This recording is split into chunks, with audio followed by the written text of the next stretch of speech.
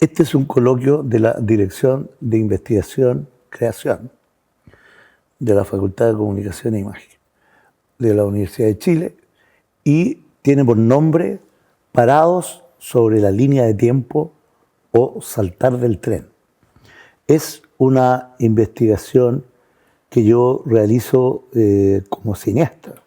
Es desde ese lugar que hago la investigación y mis herramientas de investigación son por supuesto, las películas. Es una investigación que proviene de siempre, digamos, desde la primera película. Sin embargo, yo tengo conciencia de estar haciendo investigación en visual y en el cine desde hace poco tiempo. Sin embargo, la investigación ocurre desde la primera película.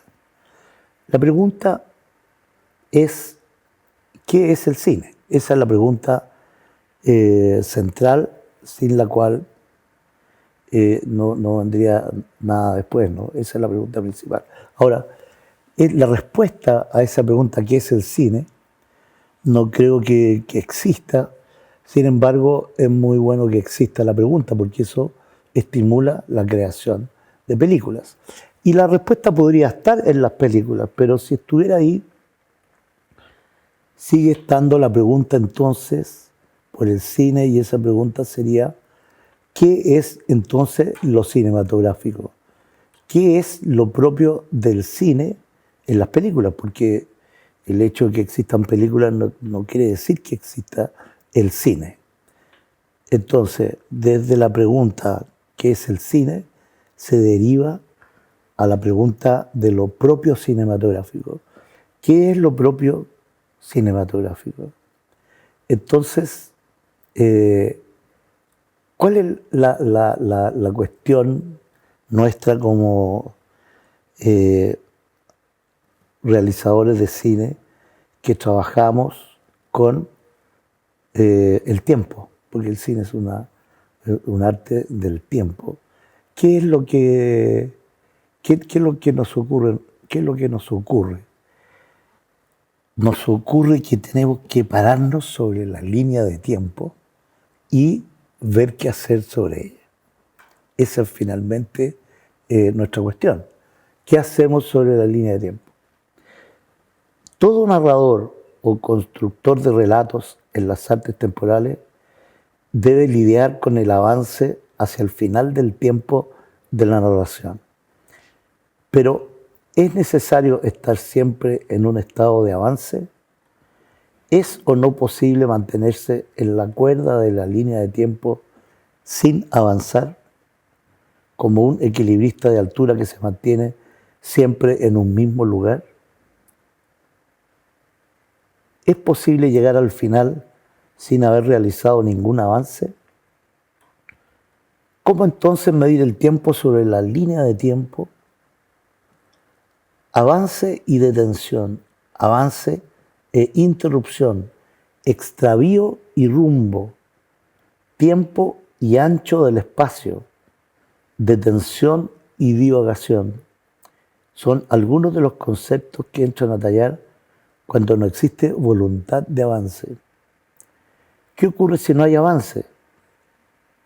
Se abre el tiempo de la divagación, como un tiempo que flota sobre una línea de tiempo sin marcas ni medidas.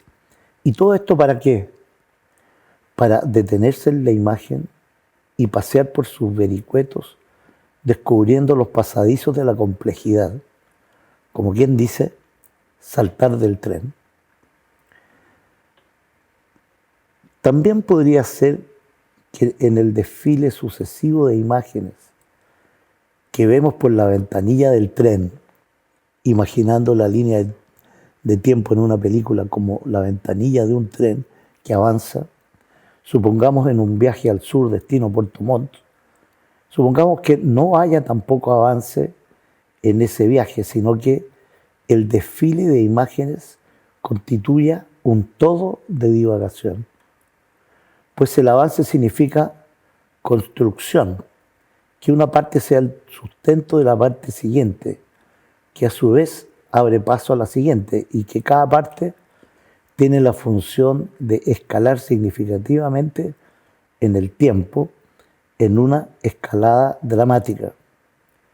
En el caso de un todo de divagación, puede que haya partes, pero que éstas no sustenten ningún avance, ni siquiera retrocesos, sino que constituyan partes como sistemas solares que permiten una exploración, digamos, infinita, por entre sus vericuetos y de pronto, sin siquiera proponérnoslo, damos un salto al sistema solar vecino, que hasta pudiera ser de una galaxia vecina, en un viaje que no se propone serlo. Viaje sin avance, extravío sin rumbo.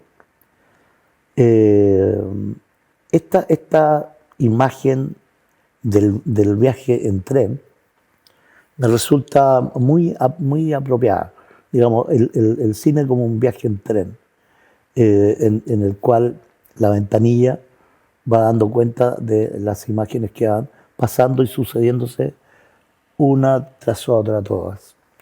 Sin embargo, lo que yo digo es que es posible detener ese avance y eso sería saltar del tren. Y hay entonces una postulación ahí de que es posible saltar del tren y detener ese avance. Pero también digo que dentro de ese avance, si no hubiera salto del tren, en ese avance también podría entenderse como un todo de divagación en el cual no hay efectivamente avance. La imagen sería la siguiente, la que me interesa trabajar, que es la de una línea de tiempo que progresivamente deja de ser una línea, porque al no proponerse avance, esa línea empieza a hacerse más densa, empieza a, digamos, a engrosarse, a densificarse, a ser una línea, bueno, que finalmente deja de ser una línea porque pasa a ser cada vez más un bloque, una materia que va a tener entonces una densidad y que va a tener una medida también. Digamos que si la línea de avance fuera una línea del inicio al final, la línea al final no sería línea, sino que sería un bloque de materia cinematográfica que tal vez podría tener una dimensión que fuera mayor a la distancia entre el comienzo de la línea de tiempo y el final de la línea de tiempo. Digamos, si esta es la línea de tiempo y este es el comienzo, este es el final, puede ser que la línea no sea una línea, geométricamente hablando, sino que sea una superficie. Y esa superficie puede ser mayor al tiempo o al largo de la línea de tiempo.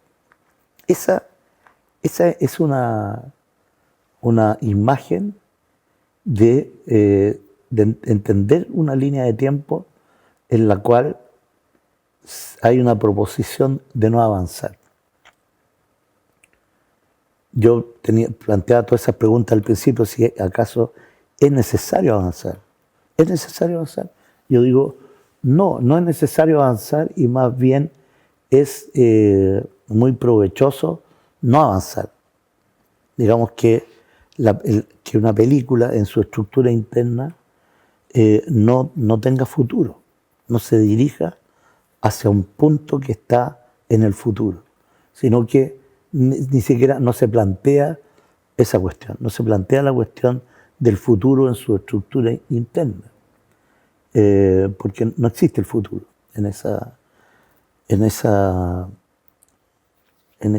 modalidad, en esa estructura de no avance.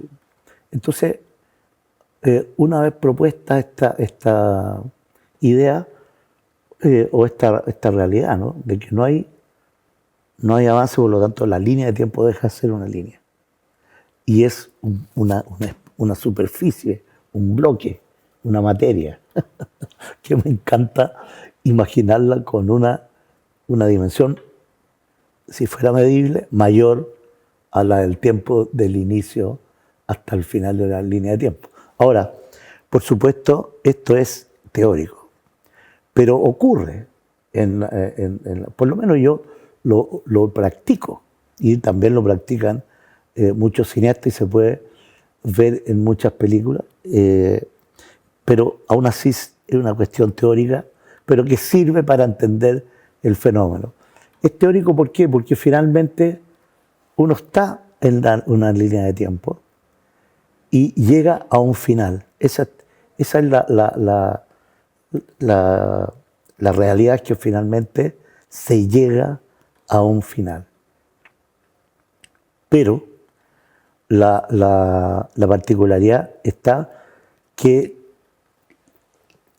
la estructura de fluir de una película que trabaja con el tiempo es que no está construida para ir avanzando. Digamos que las partes no tienen la función de ser la primera parte de una segunda, ni la segunda de una tercera, hacia un final, hacia un futuro.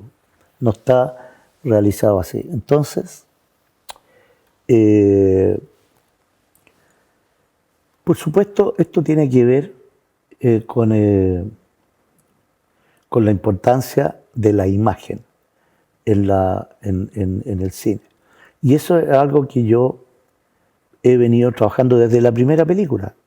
Y antes de que Raúl Ruiz estableciera su idea en la poética, su poética, de que los relatos no provienen sino de la imagen. Es la imagen la fuente de un relato. Y no solo que el relato está provisto de imágenes. Entonces, yo antes de saber de eso, tal vez incluso antes de que Ruiz escribiera eso, yo estaba trabajando con eso en mi primera película. Y la primera película es No olvidar, y vamos a ver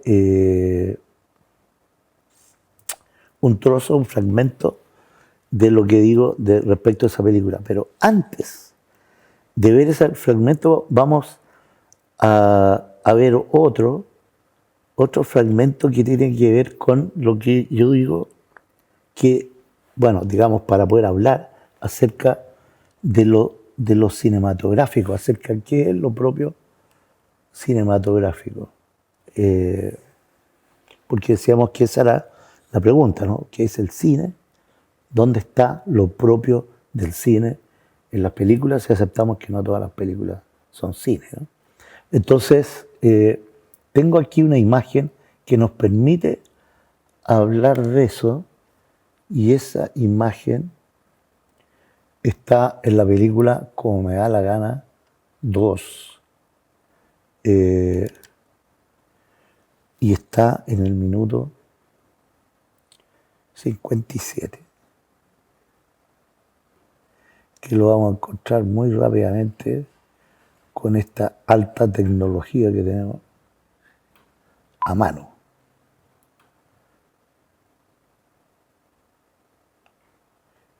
Sí, 50 ahí.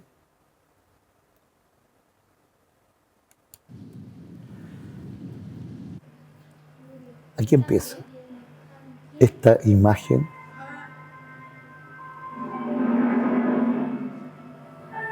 maravillosa,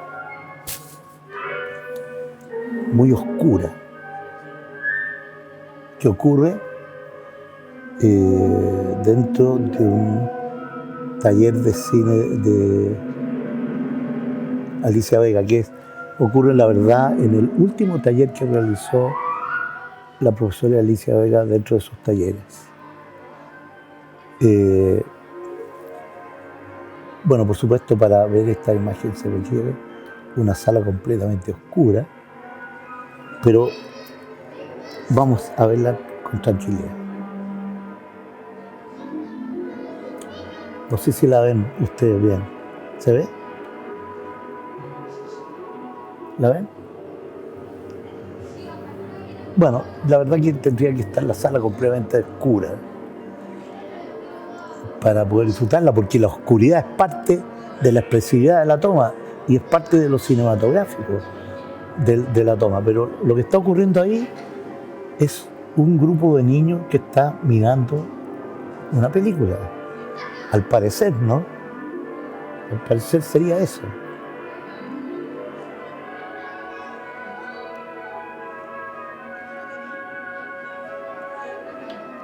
Y solo por el sonido sabemos qué película estarían viendo.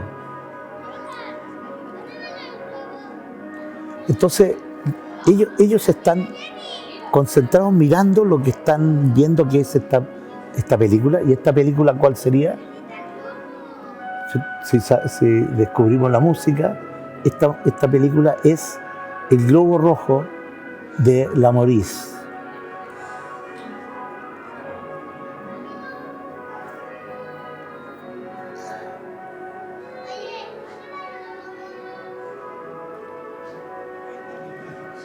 Entonces, la luz que reciben los niños están viendo esa película y todo su foco de atención está en la película. Sin embargo, el foco nuestro, nosotros como espectadores, son ellos que están mirando la película. No la película que ven, sino que ellos mirando la película. Y nosotros podemos verlos solo porque reciben luz de la pantalla. Y cuando la pantalla es muy oscura, vemos la luz del proyector, la ampolleta del proyector, y vemos la luz del teléfono celular de uno de los niños que está, por supuesto, mirando su WhatsApp o qué sé yo, pero la luz del teléfono de repente ilumina su rostro y el rostro de su hermana que está delante, ¿no?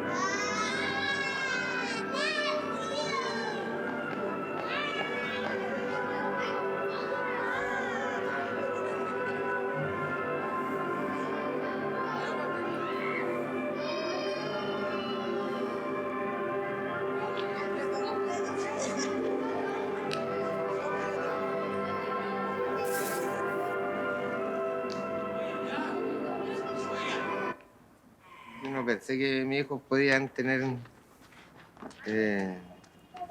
esa habilidad, pues. Como que están ocultos su interés por los cinematográficos, por las películas, todo eso.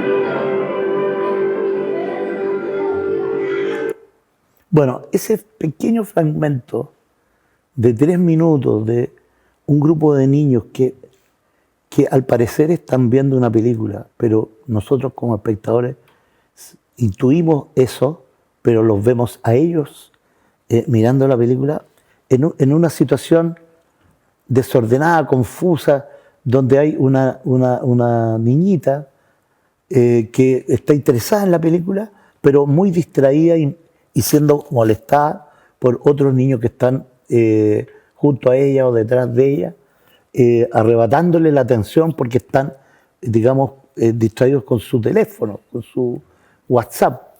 Entonces hay una pugna de interés, de atención, pero sin embargo, al parecer, la película parece ser tan atractiva que la niñita prefiere optar por mirar la pantalla y dejar afuera el teléfono de su hermano o de su compañero. Esa situación, yo la valoro como, bueno, es obviamente una imagen, una situación que no plantea ningún problema de futuro, digamos, de cuál será la próxima toma que viene o hacia dónde se encamina esa acción. Es solamente el valor de un presente que está teniendo lugar y un presente que podemos decir también que es un presente espontáneo, digamos, no hay, que es un presente documental, no hay una intervención de puesta en escena, más que la puesta en escena que hace la encuadre. Entonces hay, y una imagen que se nos presenta y que la podemos ver porque hay una luz de una pantalla y porque hay una luz de un teléfono que la ilumina, no hay una luz no están estas luces de estudio. Entonces hay ahí una imagen que yo digo que es propiamente cinematográfica. No tiene una función otra que existir en su propio presente. Y la gracia del cine en este caso es que esa imagen fue capturada. Ese es el valor del cine en ese momento, capturar esa imagen para siempre, para que la podamos ver nosotros y para que podamos hablar sobre ella y sobre cine, y sobre línea de tiempo y sobre estructura, etc., a partir de que fue capturada. Ese plano también nos puede llegar a relacionar con otras ideas de Ruiz que me hacen, digamos, que me sirven a mí también para plantear esta cuestión del no avance, ¿no? En la línea de tiempo, que es cuando habla de las 8 funciones de una toma. A veces él ha hablado de 5 funciones de una toma, a veces habla de 8 funciones. Esto que dice acá lo dice no en el texto escrito que aparece en la poética, sino que apareció en una entrevista en el Mercurio, no me acuerdo exactamente la fecha. Dice él, es la primera, está hablando de Cofralandes. Es la primera de las películas que he hecho que está en paralelo con mis desarrollos teóricos. Llegando a los 60 años, estoy empezando a entender lo que es el cine. Me inventé una teoría en la que todas las tomas tienen el mismo valor. Todo plano es igual a otro. Todos los planos tienen al menos 8 funciones. Bueno, en un planteamiento de que todos los planos tienen el mismo valor, todos los planos tienen el mismo valor que el otro, el anterior, el siguiente o cualquiera de los otros distribuidos en una película, nos dice, por supuesto, entonces que no hay futuro en esas películas. ¿A qué te refieres?, pregunta el periodista. En general, cada plano tiene una función centrífuga, es decir, te lleva al próximo plano. Ben Hecht dice, la única función de una escena es morir a la próxima. Y cuando aparece la palabra fin se muere todo. Las películas norteamericanas prácticamente se limitan a esa función. Pero también hay una función centrípeta. Por ejemplo, en un plano secuencia, el centro no está hacia el final, sino que forma una especie de espiral hacia adentro. Muchas películas francesas están construidas así. Bueno, después está la función alegórica. Cada plano es una representación alegórica de todo el film. Hay otra que es holística. Cada plano da una idea de la totalidad de los planos. Hay otra que es combinatoria, es decir, que cada plano deja la posibilidad de encadenamientos distintos de los que propone la película. Qué buena teoría de Ruiz, ¿no? O sea, observación de que los planos tienen todas esas funciones, digamos, la imagen tiene tanto valor, tanto peso por sobre la idea de que un plano existe para que exista el siguiente y el siguiente y el siguiente para llegar a un final. Aquí, en todas estas posibilidades de planos, es la existencia del plano con valor por sí mismo, independientemente de donde esté ubicado en una en una película. Y por supuesto, lo que hemos visto acá, lo que hemos visto recién, en este fragmento de un taller de Alicia Vega, esta imagen de los niños mirando la película, es una imagen que por supuesto yo creo que se puede hablar de su función centrípeta, ¿no? Donde tiene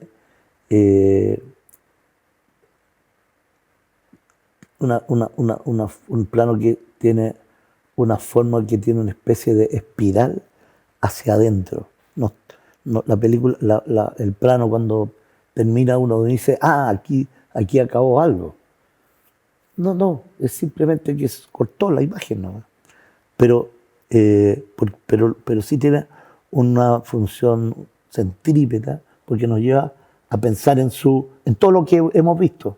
Podríamos hablar hasta el infinito sobre lo que está ocurriendo ahí.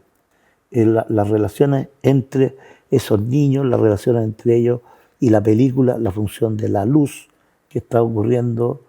En fin, es una película que es un fragmento que nos lleva a hablar de lo propio de ese plano y no en función de otros planos o de una acción que estaría teniendo lugar. Entonces, esta reflexión de Ruiz, por supuesto, también me hace sentido en esta idea del no avance, ¿no? En la construcción de las películas. Bueno, y concluye Ruiz diciendo, para mí, en toda película narrativa, es la imagen la que determina la narración y no lo contrario. Y ahora voy a la imagen, que es la que ha llegado a convertirse en una imagen tan simple, tan sencilla. Y en mi primera película, digamos, profesional, que es la película No Olvidar, sobre los crímenes de Lonquén, esa película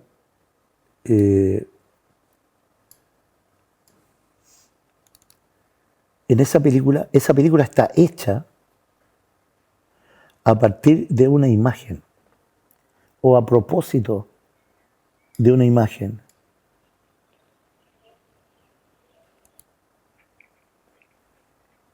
Pasando frío, estarán pasando hambre y todo eso era una angustia para todos nosotros. Tengo que encontrar la imagen. La vista que estarán pasando. Supimos antes que me decidió si sabía de ellos. ¿Dónde está esto?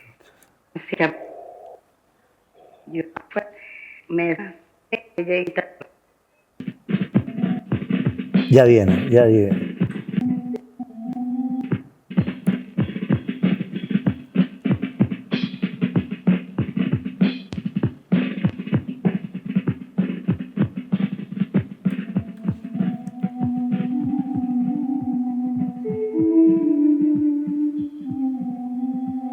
Esta imagen, esta mujer... Esta película es un pedazo de la memoria de Chile. Estas imágenes avanzan hacia las imágenes que se comienzan a borrar. Esta imagen es la imagen, la imagen que lleva a construir esta película, No Olvidar. Es la que...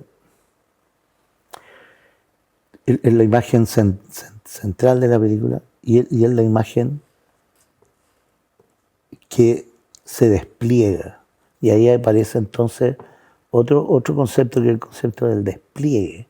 El despliegue de una imagen.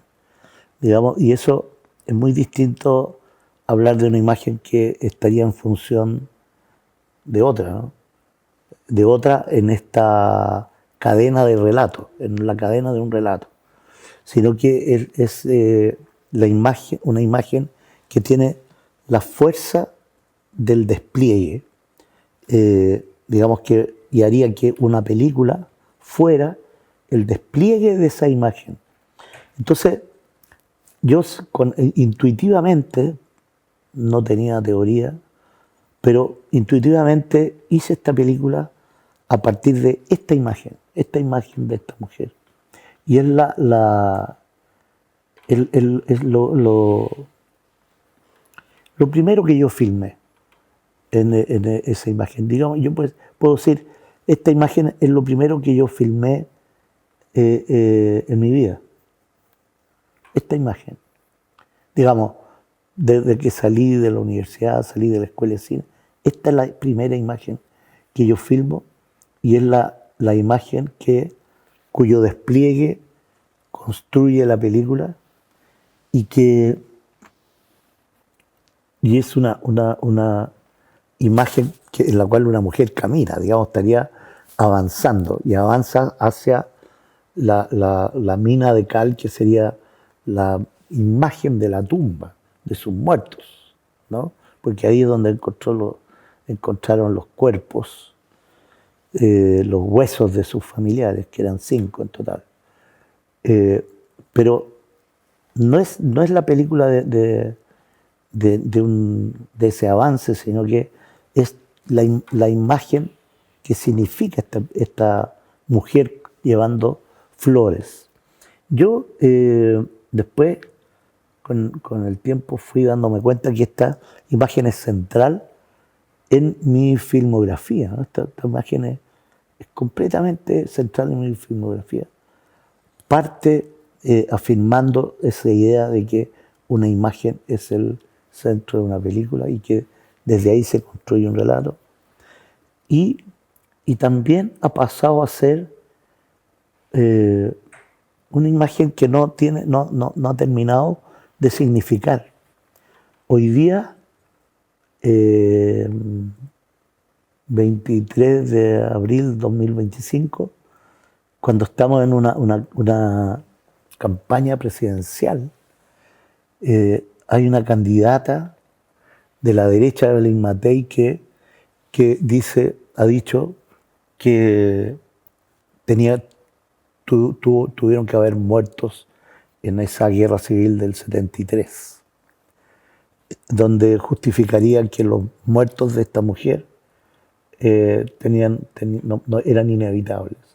No era posible evitar la muerte de los muertos de Lonquén, por ejemplo. ¿Por qué? Porque era una guerra civil. Bueno, es evidente que no había ninguna guerra civil y que los muertos de esta familia y de Lonquén eran evitables. Entonces, esta imagen sigue estando en el centro de Chile aún.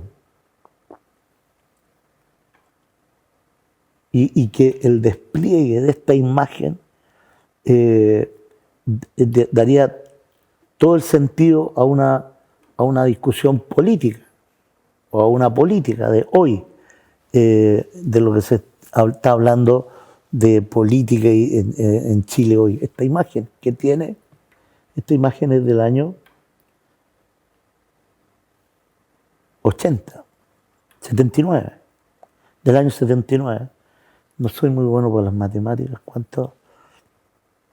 Son 41 años. No, ¿cuántos son? 46 años. Bueno, y sigue siendo una imagen que está en el centro. Esta imagen no ha perdido vigencia, está en el centro.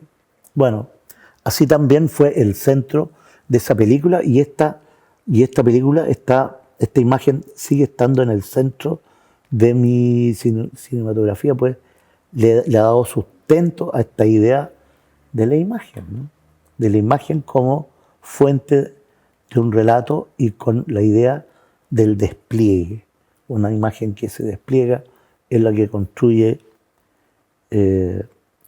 los relatos. Bueno, luego de eso entonces yo pude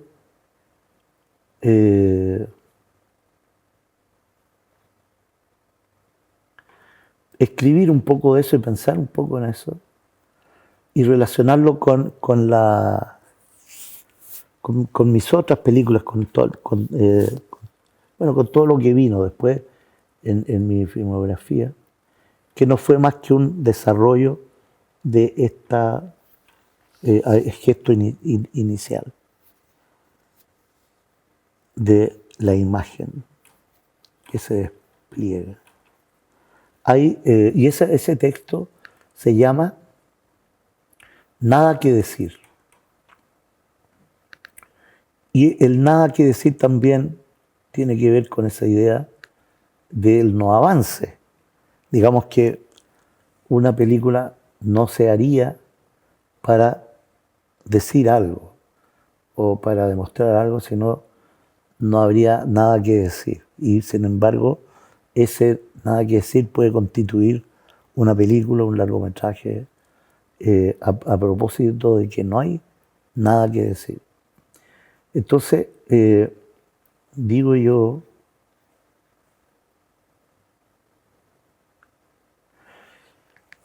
de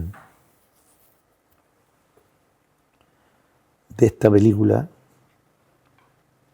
No olvidar, más conocido como la película de Lonquén, cuyo rodaje comenzó en 1979 y con imágenes sin pretensión de ser una película. Esta imagen no tenía la pretensión en ese momento de ser una película, solamente pretendía capturar esa imagen, que existiera para siempre, porque esa imagen de esta mujer, Elena Maureira, que todos los domingos caminaba desde su casa en Isla de Maipo hacia los hornos de Lonquén en una caminata de 7 kilómetros para llevar flores al lugar donde habían muerto su esposo y sus 4 hijos, me parecía una imagen poderosa y sintética del drama de Chile de esos días.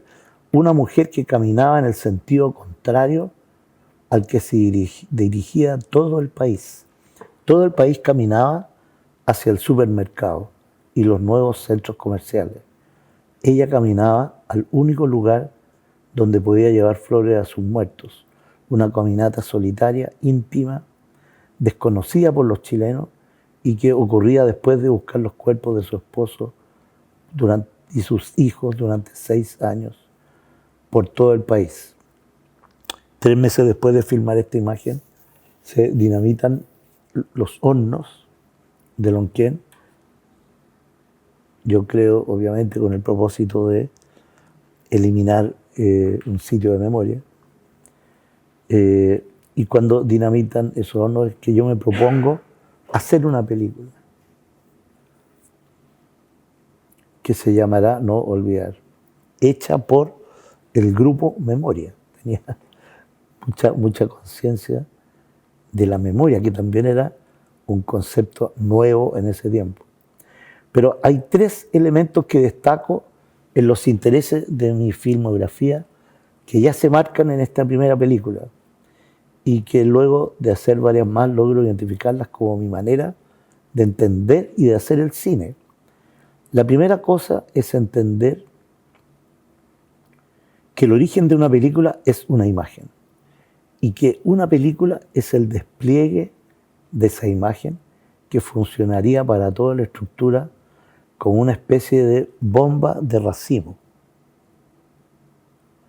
Esta imagen como una imagen bomba de racimo, esparciéndose y generando múltiples otras imágenes.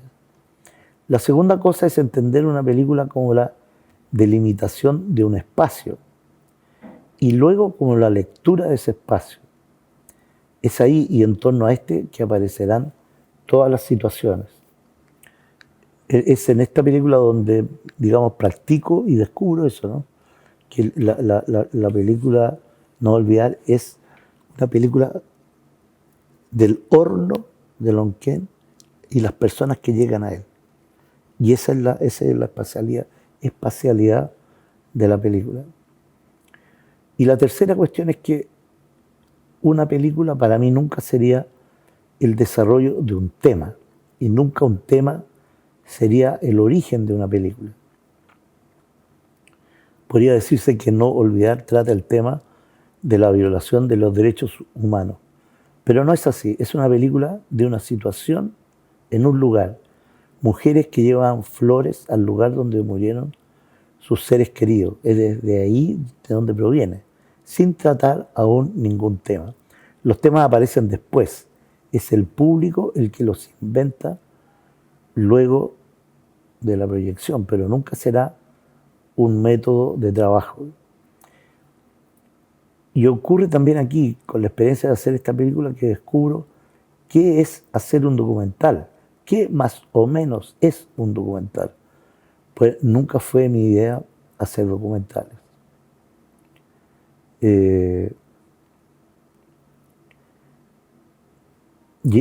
el documental también entonces pasa a ser un terreno de experimentación, donde es posible la práctica de situaciones sin futuro, digamos que en el documental es posible, porque el documental se puede hacer sin un guión.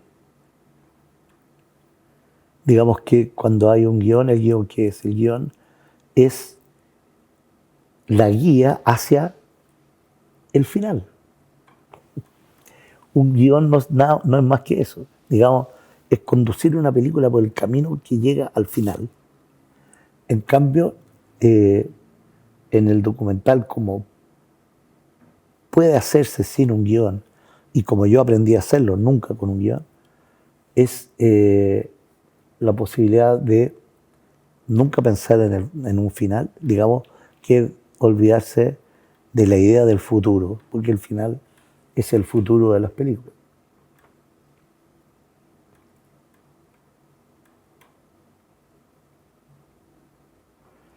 Luego,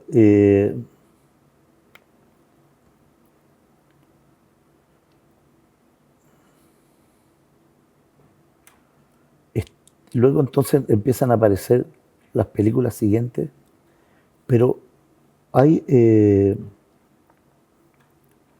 bueno, no voy a hablar de todas ellas, pero sí, digamos, decir que hay cuestiones que empiezan a ocurrir en las películas que afirman y empiezan a darle solidez a esta idea del no avance, y que por supuesto es lo que va derivando en un cine de divagación. Aparece este concepto de la divagación en las películas, y la divagación que estaría constituida por elementos en un relato que serían el de la detención de la imagen, detención de un relato, se detiene. Cuando una película empieza a avanzar hacia un lugar, se detiene ese avance. El otro hecho sería el de la interrupción, también como un elemento que rompe el camino hacia un final, hacia el futuro. La interrupción. Digamos, saltar del tren sería interrumpir el viaje hacia Puerto Montt, en esta imagen del principio, ¿no? Vamos en un tren con una ventanilla, esa es la película, pero saltamos del tren y nos quedamos, por ejemplo, en Lautaro. Caemos en Lautaro. Y entonces, si caemos en Lautaro, ya perdimos la posibilidad de llegar al final, de donde íbamos, donde tomamos el pasaje. El boleto decía Santiago, Puerto Montt. Perdimos esa posibilidad porque saltamos del tren y entramos entonces en un vericueto. Lautaro sería un vericueto, un lugar a explorar, y ese lugar, ese sería la película entonces, sería Lautaro. Bueno, y ya que estamos en Lautaro, habría que, si estamos en Lautaro, por supuesto que hay que visitar a Tellé. Y Tellé, ojalá lo tenga acá, Tellé es... visitamos a Tellé y nos recibe. Uy, ¿dónde dejé a Tellé? Aquí está. Saltamos del tren, caímos en Lautaro. Y nos recibe Tellé y nos dice, a propósito de Elon Musk y todo el plan que hay, ¿no? de fugarse del planeta, nos dice, cuando todos se vayan a otros planetas, yo quedaré en la ciudad abandonada bebiendo un último vaso de cerveza y luego volveré al pueblo donde siempre regreso como el borracho a la taberna y el niño a cabalgar en el balancín roto. Y en el pueblo no tendré nada que hacer, sino echarme luciérnagas a los bolsillos o caminar a orillas de rieles oxidados o sentarme en el roído mostrador de un almacén para hablar con antiguos compañeros de escuela. Como una araña que recorre los mismos hilos de su red, caminaré sin prisa por las calles, invadidas de malezas mirando los palomares que se vienen abajo, hasta llegar a mi casa, donde me encerraré a escuchar discos de una cantante de 1930, sin cuidarme jamás de mirar los caminos infinitos trazados por los cohetes en el espacio. Bueno, entonces Tellé nos lleva a nuestra idea de lo que hemos practicado recién, al saltar del tren, con la idea esta del rumbo y el extravío. El rumbo, pagamos el boleto a Puerto Montt, es el rumbo. Saltamos del tren, caemos en el extravío, nos extraviamos. Y nos recibe Tellé y nos dice, cuando todos se vayan a otros planetas, que sería el rumbo, es el rumbo que está diseñando Elon Musk, dice, yo me quedaré en la ciudad abandonada. Digamos, opta por el extravío. Deja de pensar en un futuro, deja de pensar en un viaje y opta por el extravío. Entonces también Tellé nos ayuda a la misma idea de la detención, del no avance y de explorar en el extravío. Ahora, ¿por qué todo eso? ¿Para qué? ¿Cuál es el punto del extravío? Bueno, el extravío es para salirse de los esquemas trazados, salirse del plan y hacerle el quite al cliché y explorar caminos no recorridos. Y por ese lado, descubrir, observar y estar atento a las otras posibles lecturas del mundo y a explorar la complejidad de la existencia, que solo es posible si saltamos del tren y nos extraviamos, nos perdemos en el extravío. Ese es el sentido, y desde el punto de vista también, bueno, y el cine permite eso, y también como cineasta, también cuál es el punto. El punto es que es fascinante, ¿no? Digamos, dedicarse a eso, dedicarse a extraviarse y buscar la complejidad del mundo que no estaría en los guiones. Nunca la complejidad va a estar escrita por un guionista, sino que está cuando uno se escapa de ese derrotero. Y Bueno, y el documental, por supuesto, que permite y facilita las cosas en ese camino. Bueno, yo les decía que estaba como sistematizando una investigación visual o del cine a partir de la experiencia de mis películas, que son las herramientas de investigación.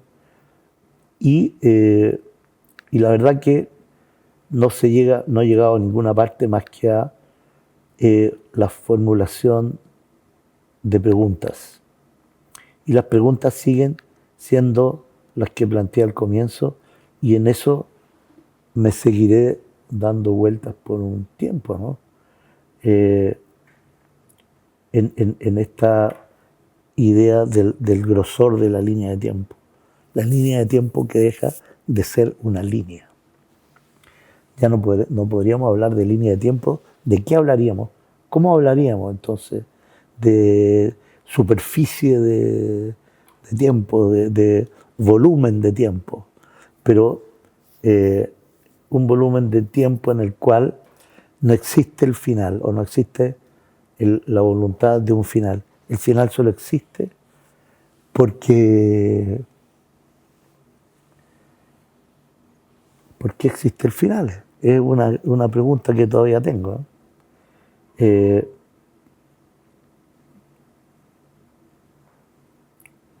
Porque aún no se ha inventado la película que no termine. Está difícil la película sin fin aún no se ha terminado, pero está sugerida. Está sugerida en muchas películas. ¿Por qué tendría una película que terminar? Pero están estas preguntas. ¿Es necesario estar siempre en un estado de avance? ¿Es posible llegar al final sin haber realizado ningún avance? ¿Cómo medir el tiempo sobre la línea de tiempo? Si ya deja de ser línea y pasa a ser un volumen. Avance y detención, avance e interrupción, extravío y rumbo. En ese estado estoy a la fecha. Y de eso también se podrá hablar a propósito de mi última película, ¿no? que ya se podrá ver, porque ahí están esas preguntas también en la imagen, en la pantalla. Y esta idea del final está también ahí trabajada. Cuando aparece la palabra fin en la película no termina, sigue. No sé si hay alguna pregunta, en fin, del público, si hay alguna pregunta. Si no, podemos dejar hasta aquí. Muchas gracias.